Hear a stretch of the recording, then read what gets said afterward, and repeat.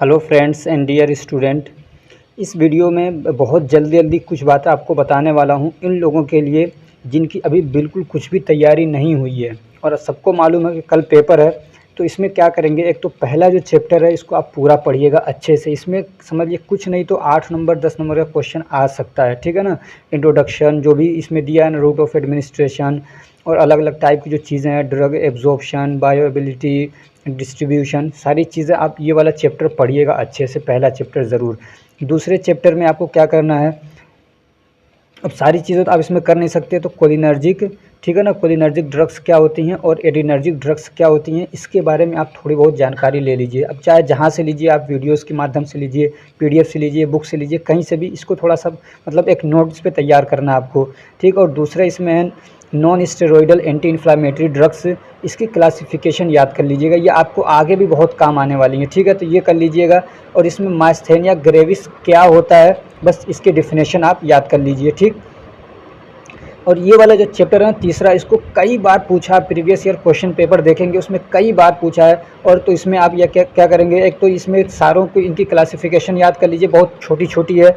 दूसरे म्यूटिक्स क्या होते हैं डेफिनेशन पूछता है, माइड्रिएटिक्स क्या होती हैं, ग्लूकोमा क्या होता है और उसमें कौन सी दवाएँ यूज़ होती हैं, ठीक। अब ये सारा तो आप याद नहीं कर पाएंगे ना, तो अब इसमें क्या करना है, चौथे चैप्टर में सारी दवाएं नहीं याद करेंगे आप। ये जो क्या कहते हैं सीडेटिव और हिप्नोटिक्स, यानी हिप्नोटिक्स और सीडेटिव्स ये क्या होती हैं, ठीक है ना। और इनके एक दो एग्जांपल्स याद कर लीजिएगा। डिप्रेशन में कौन सी दवाएं हम लोग देते हैं, इनके एक दो एग्जांपल्स याद कर लीजिए।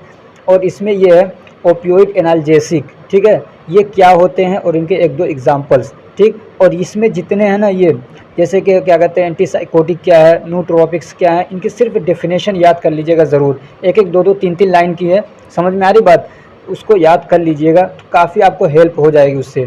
अगला चैप्टर है drugs acting on cardiovascular system, यानी पहले तो ये भी पूछ सकता है कि कार्डियोवास्कुलर सिस्टम क्या है, तो इसको भी आप छोटी छोटी डेफिनेशंस हैं इसकी।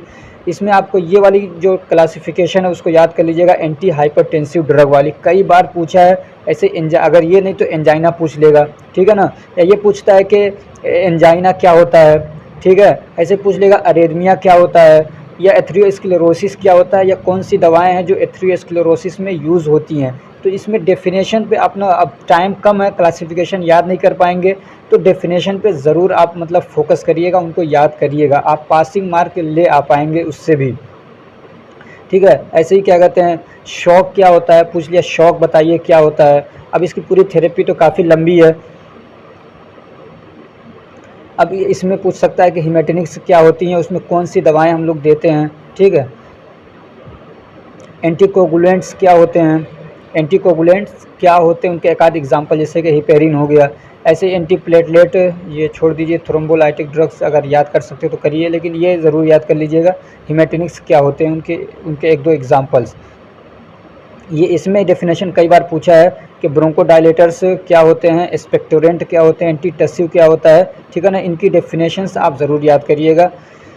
क्लासिफिकेशन जहाँ मुझे लगेगा इंपॉर्टेंट है वो बताऊंगा मैं, इसमें से आप डेफिनेशन याद कर लीजिएगा, ठीक है ना। इसके एग्जांपल्स भी पूछे कई बार, लेक्सेटिव और परगेटिव क्या होते हैं और उनके एग्जांपल्स भी बताइए। एंटी डायरियल ड्रग कौन सी हैं वो बताइए। ये जो दवाएं ना ये काफ़ी ज़्यादा यूज़ होती हैं। एंटी अल्सर ड्रग क्या होती हैं, और इसी में आ जाता है आपका प्रोटोन पंप इनहिबिटर, वो क्या होता है, उसके एक दो एग्जाम्पल्स याद कर लीजिएगा, ठीक है। H2 एंटागोनिस्ट हैं, एक दो उनके एग्जाम्पल्स याद कर लीजिएगा।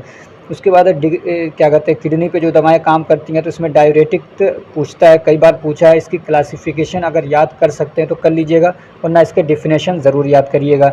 उसके बाद है हार्मोन वाला चैप्टर 10वां, थायराइड हार्मोन के क्या फंक्शन हैं, ठीक है ना, वो याद करिएगा। और एंटी थायराइड ड्रग छोड़ दीजिए। विटामिन डी के बारे में कई बार पूछता है कि विटामिन डी के ऊपर एक नोट लिखिए, ठीक है। इंसुलिन के बारे में पूछ लेता है, और ये याद कर लीजिएगा इसकी क्लासिफिकेशन, ओरल हाइपोग्लाइसेमिक एजेंट्स, यानी वो दवाएं जो शुगर को कम करने के लिए यूज़ होती हैं। हो जाता है ना लोगों को डायबिटीज़, शुगर, तो उसको ठीक करने के लिए जो दवाएं यूज़ होती हैं उसको बोलते हैं ओरल, जो ओरली ली जाती हैं, ठीक है ना। टाइप 2 वाली जो डायबिटीज़ होती हैं तो और उसको बोलते हैं ओरल हाइपोग्लाइसेमिक एजेंट्स, तो इसकी क्लासिफिकेशन याद कर लीजिएगा, ठीक। एस्ट्रोजन भी दे देता है कई बार, एस्ट्रोजन क्या होता है, प्रोजेस्टेरोन क्या होता है, इस पर नोट दे देता है। तो इनके छोटा छोटा आप मतलब क्या कहते हैं एक नोट तैयार कर लीजिएगा ज़रूर। ऑटोकॉइड्स में हाँ ये पूछ लेता है सीधे कि राइट ए नोट ऑन ऑटोकॉइड्स या डिफाइन ऑटोकॉइड्स क्या होते हैं विद एग्जांपल्स। तो इसका तैयार कर लीजिएगा। अब ये कहाँ से आप करेंगे, जहाँ से आप नोट्स अगर आपके पास अवेलेबल वहाँ से कर लीजिए। हमारा नोट्स अगर किसी के पास है, अगर मैं आज परमिशन दे रहा हूँ, मैंने दे रखा है जिसको भी, मैंने कहा कि किसी को शेयर नहीं करना है, जिसने भी 100 रुपीज़ दे के वो ले रखे हैं, लेकिन आज मैं परमिशन दे रहा हूँ, जिसको मैंने दे रखा है आप ये वाला फार्माकोलॉजी का PDF उससे ले सकते हैं। कह दीजिएगा इस वीडियो के रेफरेंस दे दीजिएगा उनको, आपको वो दे देगा PDF। ठीक है।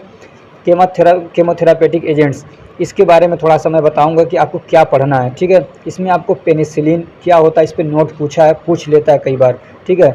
अमाइनोग्लाइकोसाइड्स के बारे में भी पूछ लिया है। इसमें आपको क्या सल्फोनामाइड, ठीक है ना, ये सल्फोनामाइड तैयार कर लीजिएगा। इनके ये क्या होते हैं, इनके एग्जांपल्स वगैरह अगर क्लासिफिकेशन याद कर सकते हैं तो कर लीजिएगा। एंटी ट्यूबरक्यूलर ड्रग्स की क्लासिफिकेशन याद कर लीजिएगा, बहुत आसान है। एंटी वायरल ड्रग की याद कर लीजिएगा, ऐसे क्या कहते हैं, एंटी मलेरियल ड्रग की इसकी याद कर लीजिएगा। एंटी नियोप्लास्टिक एजेंट, इनकी क्लासिफिकेशन आप याद करिएगा। और कभी इनकी डेफिनेशन भी पूछ लेता है कि एंटी नियोप्लास्टिक एजेंट किसको कहते हैं, क्या होते हैं। और ये लास्ट चैप्टर है कि बायोलॉजिकल्स क्या होते हैं, यहाँ से भी 2 नंबर का क्वेश्चन 3 नंबर का क्वेश्चन आ सकता है। तो ये मैंने आपको बताया है कि एक दिन में आप क्या कर सकते हैं, इस हिसाब से तैयारी करिए। मेरा ये मानना है कि अगर आप इतना भी पढ़ लेते हैं तो आराम से पासिंग मार्क तो ला ही पाएंगे। और मैं तो हमेशा से बहुत दिनों से कहता आ रहा हूँ कि फार्माकोलॉजी को एक दिन में तैयारी ना करिए, उसको रोज़ाना पढ़िए, उसको बार बार पढ़िए, क्लासिफिकेशन को बार बार याद करिए, ये हमेशा आपके काम आने वाला है। मेरी दुआ है कि आप सबके अच्छे मार्क्स आएँ। Best of luck. Thank you so much.